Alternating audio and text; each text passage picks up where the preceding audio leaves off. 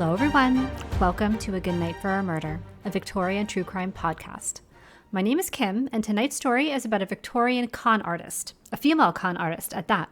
She was known as the Confidence Queen and was considered by the New York City Police Department to be, quote, the boldest and most expert of the many female adventuresses who infest the country. Let's get to know her, shall we? This is the story of Bertha Heyman. But first, a Victorian Society tip.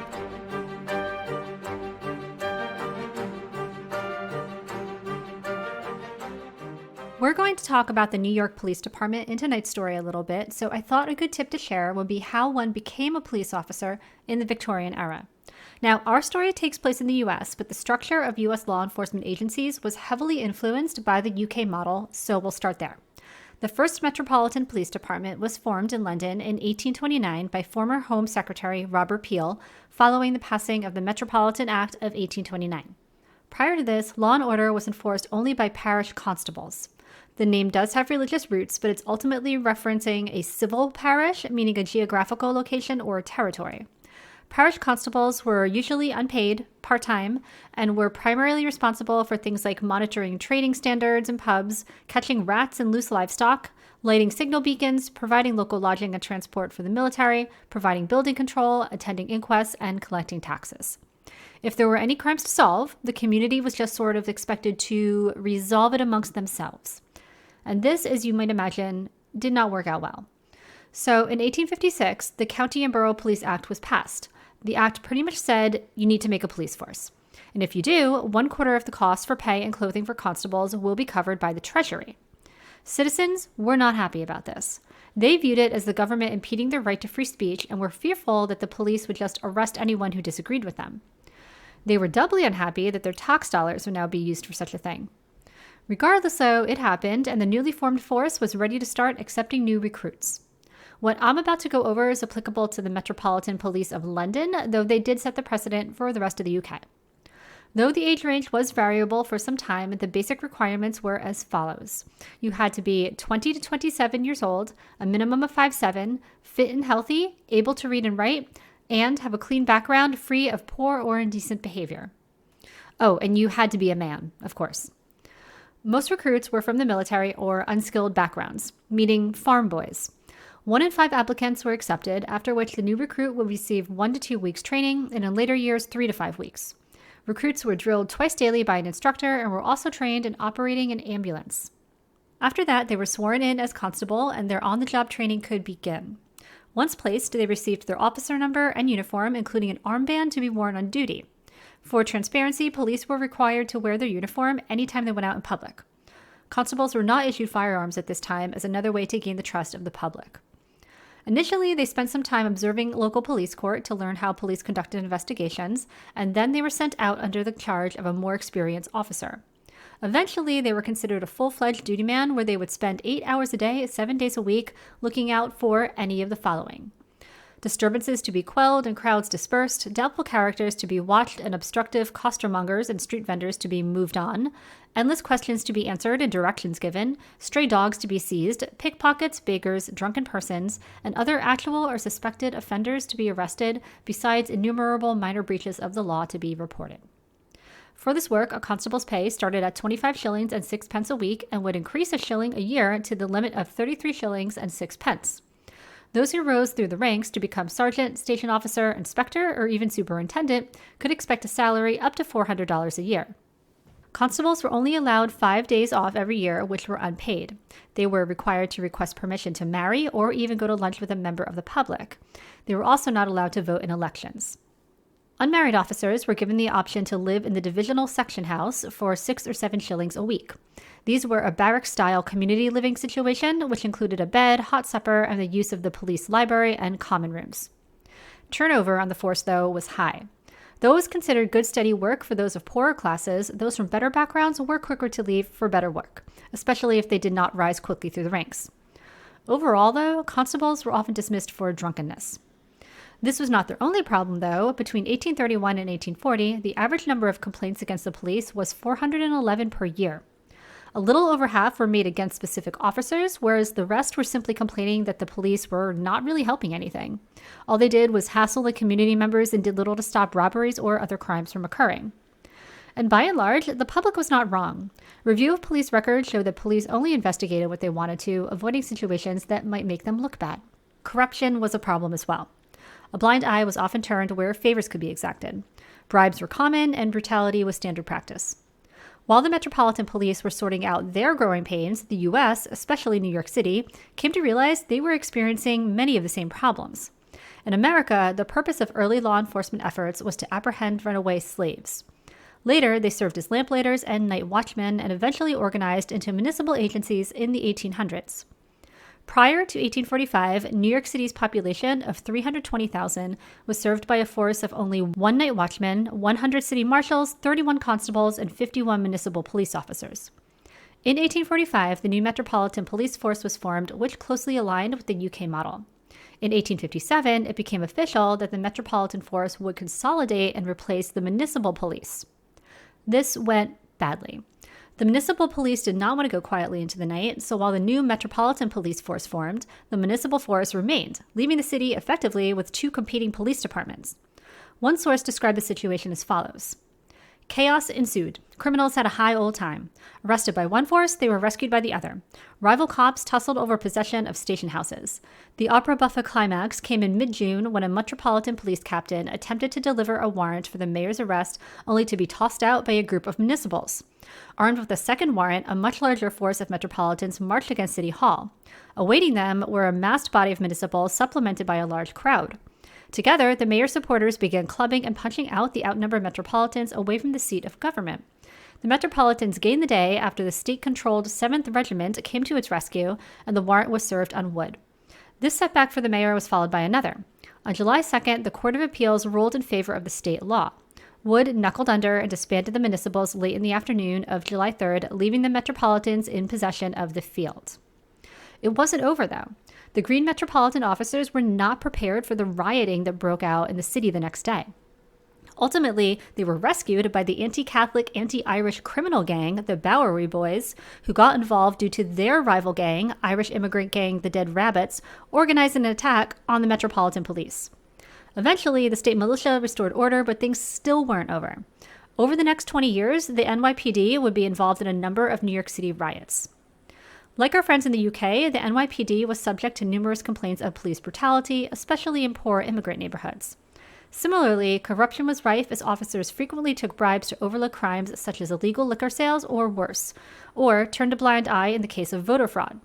Multiple committees to address ethics and introduce reform were established, but change was slow in coming, and as all true crime fans know, overcoming systemic corruption is an ongoing effort even today.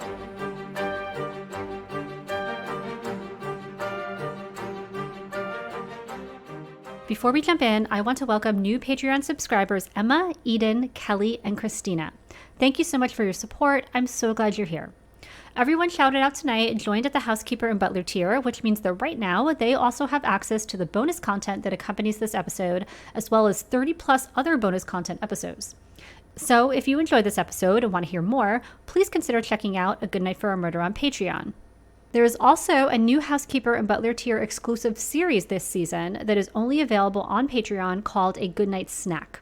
The Goodnight Snack series covers more so Victorian lifestyle, notable people, and events, whereas these regular episodes focus usually on one case. If you're a fan of dark Victorian era history, maybe just consider joining for 1 month and binging some of the content that's up there now. Try it out, see if you like it, maybe stick around, and know you can cancel at any time. Some of the Goodnight Snack episodes that are up there already are about Victorians and their obsession with Egyptian mummies, the history of Madame Tussauds Wax Museum and her Chamber of Horrors, and the story of the 1916 shark attacks that oddly follow the plot of the movie Jaws. There are 2 other lower tiers too, and of course, I'm very thankful for any support you can give, as well as following, subscribing, sharing, or reviewing the podcast. Those are all free things you can do that would really help out and make my frosty little Victorian obsessed heart sing.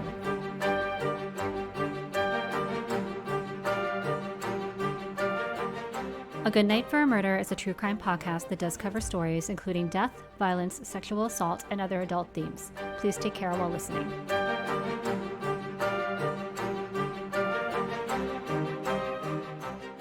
Bertha Heyman was born Bertha Schlesinger in 1851 in Prussia.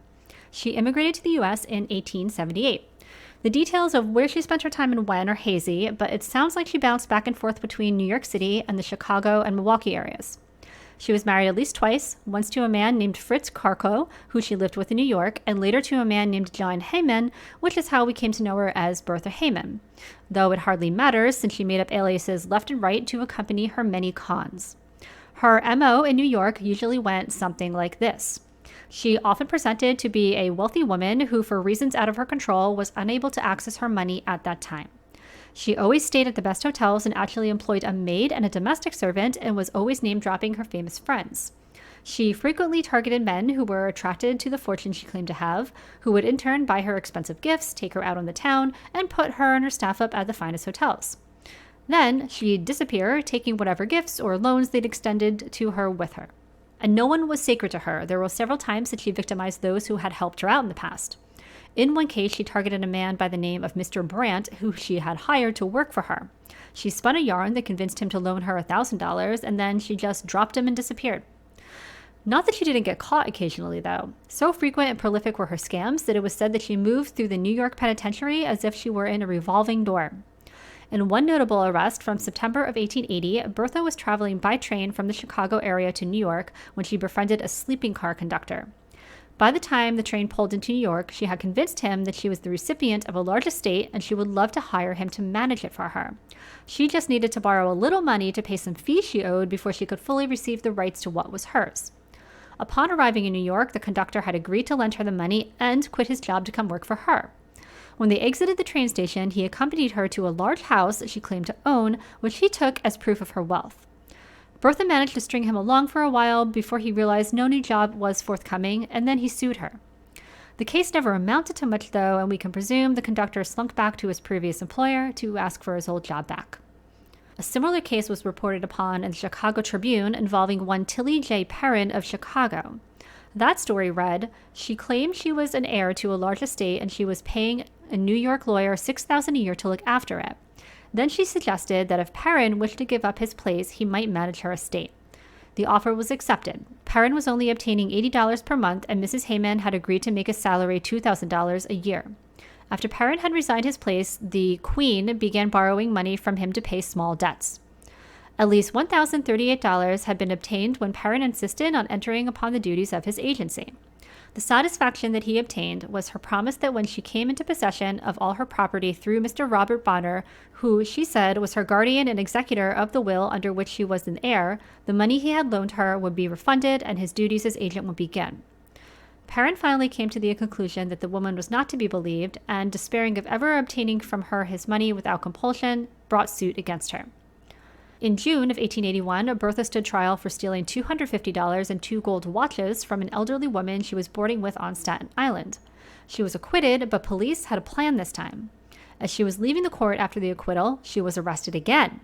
This time, the charges for conning 2 New York City businessmen out of a total of $1,460, which is nearly $47,000 today. In another case, she swindled one T.W. Morris of New York after writing him a bad $13,000 check. This time, she was arrested by the Pinkerton detectives. I love how everyone in the country is looking for her and they just can't hold her down. This report from the Kansas City Times may help explain why. They wrote, since her arrest, she has been a prisoner only by name. She occupies a suite of apartments in the courthouse, has been attended by a maid, and is treated to carriage rides every day. She has been at many excursions and spends much of her time in attendance at scenes of festivity in the city. To such an extent is this carried that she is called the Princess by the residents of the village of Richmond. In conversation, she is most plausible and graceful, and presents an air of injured innocence that induces many credulous persons to believe she is really a wronged and persecuted woman. During another one of her revolving door stints in prison in October of 1881, she managed to con a man out of his own hard-earned money from behind bars by promising him a job. She also relayed to him that she owed some debts she wanted to pay off while in prison, but the funds to do so were tied up in a cash box that contained money and other valuables. If he could advance her the money for those debts, she'd pay him back with whatever fortune was in her secret little treasure box. She conned more money out of him by saying she also needed to bribe the warden to commute her sentence. When all this was said and done, Bertha had conned the man out of his entire life savings of $900, which would be about $29,000 today. In another incident in August of 1883, she was sentenced to 5 years in Sing Sing prison for defrauding a Wall Street broker. Using forged securities, she had convinced him she was worth $8 million. As to why she did it, Bertha said she was not interested in getting rich herself. She claimed she gave most of her money away to the poor. In Bertha's own words, she said, "The moment I discover a man's a fool, I let him drop. But I delight in getting into the confidence and pockets of men who think they can't be skinned. It ministers to my intellectual pride." By 1886, Bertha had earned a spot in famed New York City detective Thomas Burns's Book of Professional Criminals of America. Burns is an interesting character himself. He was born in Ireland in 1842 and immigrated to America as a child.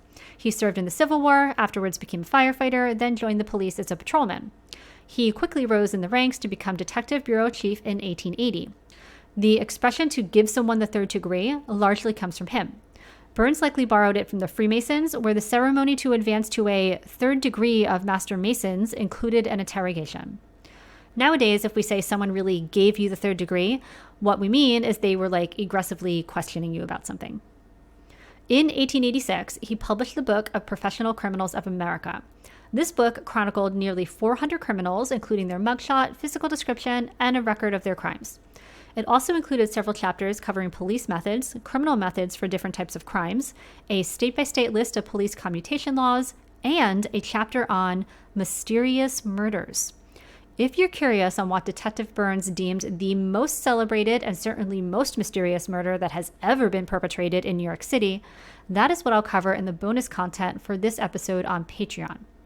More on that later, though. For now, back to our girlfriend Bertha and her shenanigans. Here is how Bertha's entry from Detective Burns's book read. Bertha Heyman, alias Big Bertha, Confidence Queen. 35 years old in 1886, born in Germany, married, a very stout woman, height 5 feet 4.5 inches, weight 245 pounds, hair brown, eyes brown, fair complexion, German face, an excellent talker, has 4 moles on her right cheek. Her sentence will expire in April 1887.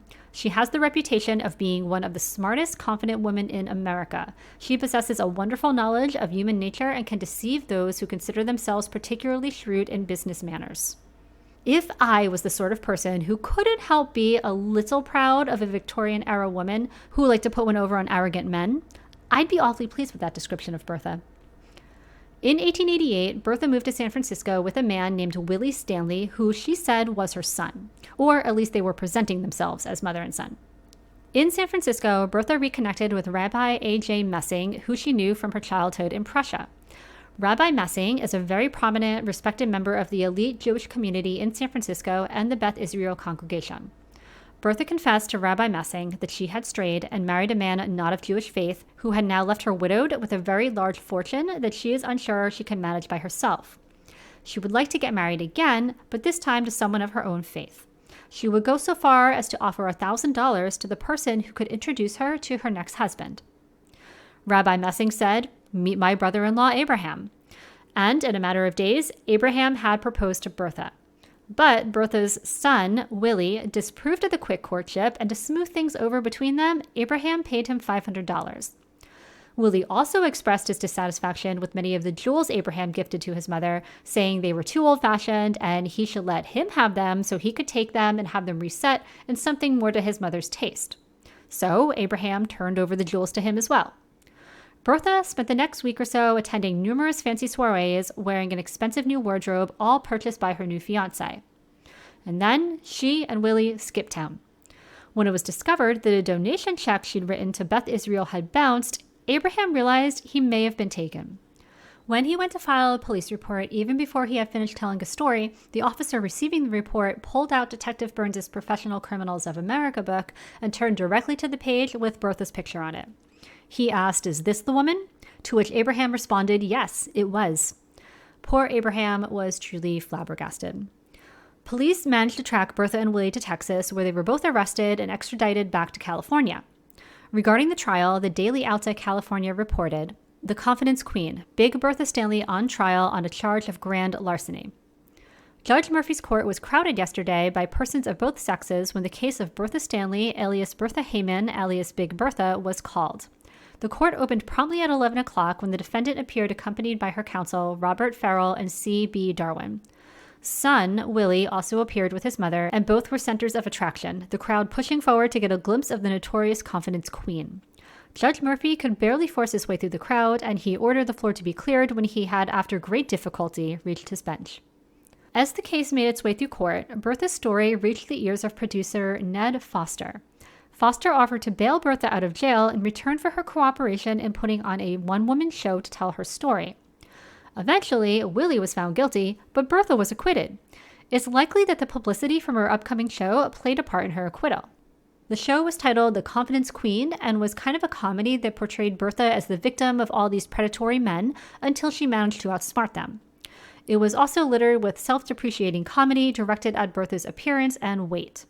The show was also considered very scandalous, as Bertha would often appear wearing flesh-colored tights. Eventually, she was joined by an actor who went by the name Oofty Goofty that specialized in what we'd probably call slapstick comedy.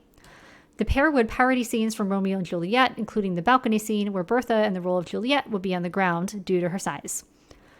Her show was a hit and toured all over the West Coast. Despite it being about the irony of how unattractive Bertha was and how easily she could still sucker men out of their money, she was constantly pursued by suitors wherever she went. The success of her show was still not quite enough to inspire Bertha to earn an honest living, though. She ended up running a con on her manager, Ned Foster, by telling him that her suitcase had a false bottom containing $10,000 in Canadian bonds and thousands of dollars in jewelry. She asked him to handle the sale of the stolen goods for her to keep her out of further trouble, and eventually he agreed to pay her $1,600 for the suitcase. Before Bertha could close the deal, though, Foster snuck into her room and discovered the whole thing was a lie. There was no false bottom, let alone cash and jewels in the suitcase. It would seem from here on out, Bertha floated around the U.S., possibly managing her tour herself or managing various theaters putting on other shows. On May 24, in 1901, the newspaper The Anaconda Standard out of Anaconda, Montana, ran a headline that read, "Big Bertha has passed. Death of noted fat confidence woman and divekeeper." The article went on to detail that Bertha, who had operated a casino theater in Butte, Montana for a number of years since 1893, had passed away in Chicago earlier that week. It read, "It was about 8 years ago that Big Bertha came to Butte and purchased the old casino theater on Lower Main Street, in the conduct of which she was associated with the noted Boston Charlie, a crook as famous as she was or had been. Had been because her reputation was made before she came to Butte, and during her residence here, and since then, so far known, she had given the police very little trouble. There are many men in Butte who could tell some astonishing stories about the old confidence woman who first became noted in the East 20 years ago. She weighed more than 300 pounds and was ungainly as a mud turtle. Yet she was proud of her shape and really had an idea that she was attractive. She was so vain of her elephantine proportions that she had herself photographed in tights and numerous ridiculous poses during her residence in Butte. A well-known brute man has a set of those remarkable pictures and prizes them amongst his collection of curios." This paper, no doubt, intended to be disparaging, but I don't think Bertha would have cared, as she was in every sense of the word a confident woman. I'm curious to know what you think of Bertha, though. In a time when women couldn't own property, have their own bank account, vote, how mad can we be when a woman finds a way to make her own way and be independently wealthy? I covered con artist Cassie Chadwick in season 1, who did somewhat of the same thing. They were both dismissed because these men thought they were smarter than them. Bertha even said herself that if a man was just naive, she stopped targeting them. But if they were arrogant about it, well, then she had no problem taking them for all they were worth. If you head over to Instagram, TikTok, or YouTube at A Good Night for a Murder, you can let me know there. I've posted some photos of Bertha, including her mugshot from the Professional Criminals of America book. You can also see the photos and source links for this episode on the episode blog on my website at agoodnightforamurder.com. While you're on the website, you can sign up for the Good Night for a Murder newsletter. Each month I send an episode roundup, reveal of next month's episodes, and other goodies like extra Victorian Society tips, book recommendations, and more. The bonus content for Housekeeper and Butler tier patrons for this episode is about a case taken straight from Detective Burns' Professional Criminals of America book that he called the most celebrated and certainly most mysterious murder that has ever been perpetrated in New York City. This we have to hear, right? Listen through the outro music to hear a short preview of this Patreon bonus content. To subscribe to Patreon and learn more about the podcast, you can visit agoodnightforamurder.com.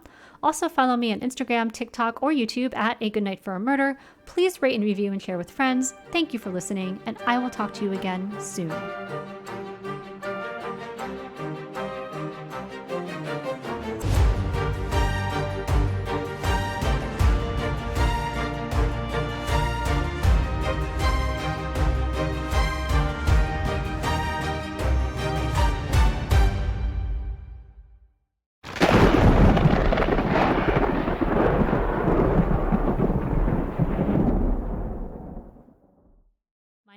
Sam, and to accompany episode 41 about conwoman Bertha Heyman, I am going to tell you about a case from the Mysterious Murders chapter of NYPD Detective Thomas Burns' Professional Criminals of America book, the same book that profiles our girl Bertha Heyman from the regular episode this week. This is the story of Benjamin Nathan. The following is the opening to the case of Benjamin Nathan as written by Detective Burns. The most celebrated and certainly most mysterious murder that has ever been perpetrated in New York City was committed on the night of July 28, 1870, during the fitting accompaniment of the most terrific thunderstorm that has ever visited the city.